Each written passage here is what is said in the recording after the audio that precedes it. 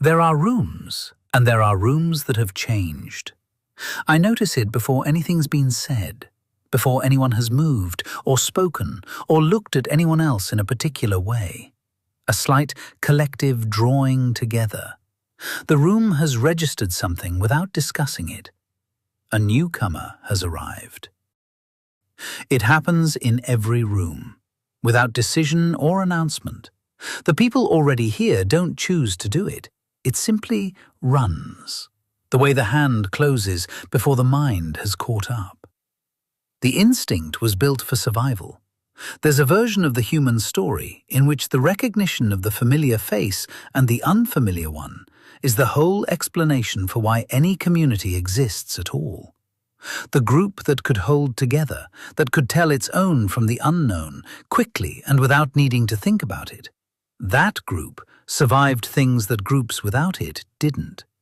The machinery wasn't built for cruelty. It was built for survival. It was extraordinarily good at its job. The machinery reaches for the nearest available pattern before the evidence is in.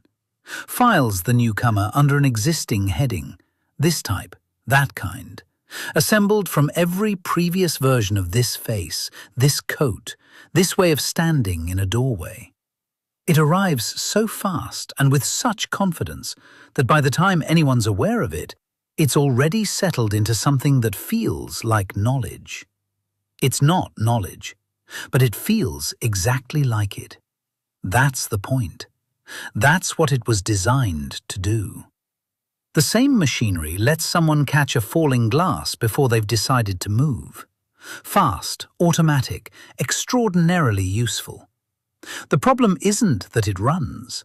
The problem is what happens after it's run, when the observer decides they're done. There's a coat on my hook that I know well now. It's been coming here for years. The collar is going, the way collars go on a coat that's loved rather than just owned. A loved coat gets worn in all weathers, comes off quickly, goes on without thinking. It's trusted rather than handled. The collar pays for that eventually.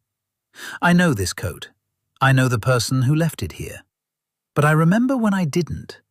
And I remember what I thought in those first weeks before I knew. The collar told me something about means, or the lack of it. The cut told me something about where the person was from, or where they wanted to seem from. The weight of the fabric, the state of the buttons. Each one arrived with a small annotation already attached. I'm a hook.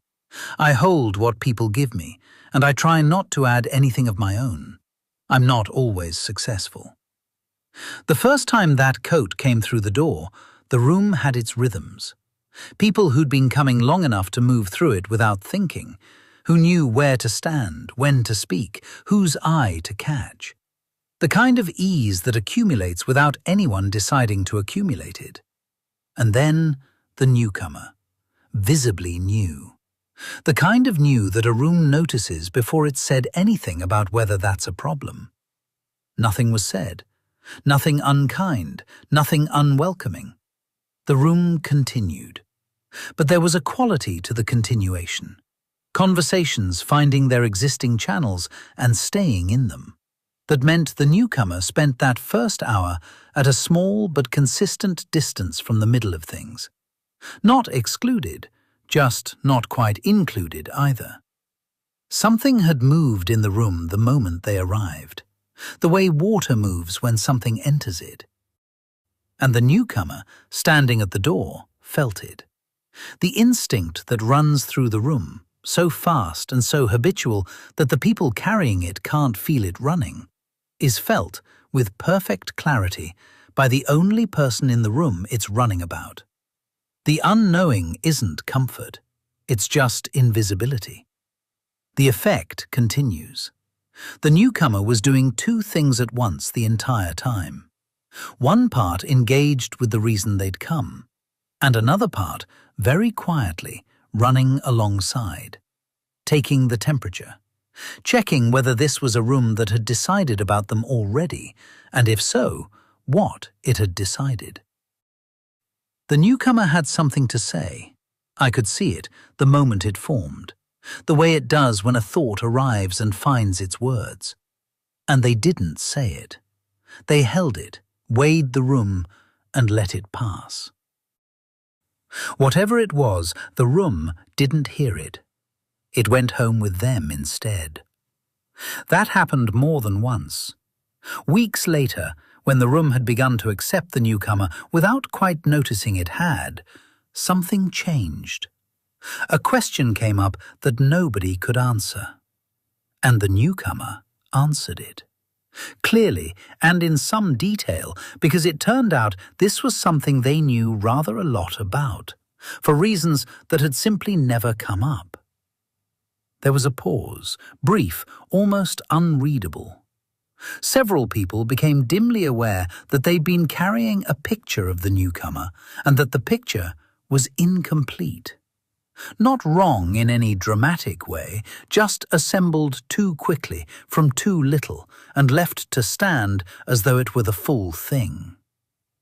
The pattern broke for a moment, and through the gap a person came through.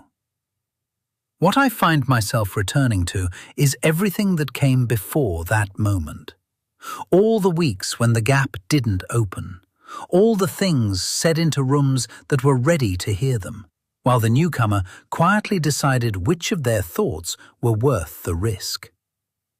The coat I know well is still on my hook. The collar is still going. I still notice it every time, still feel the old annotations trying to attach themselves the way they did before I knew any better. The machinery doesn't stop.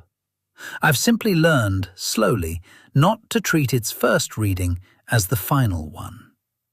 One observer, somewhere in the room, staying genuinely curious about what came through the door, asking a question without already knowing the answer they expect, letting the water settle before treating the surface as the whole of it.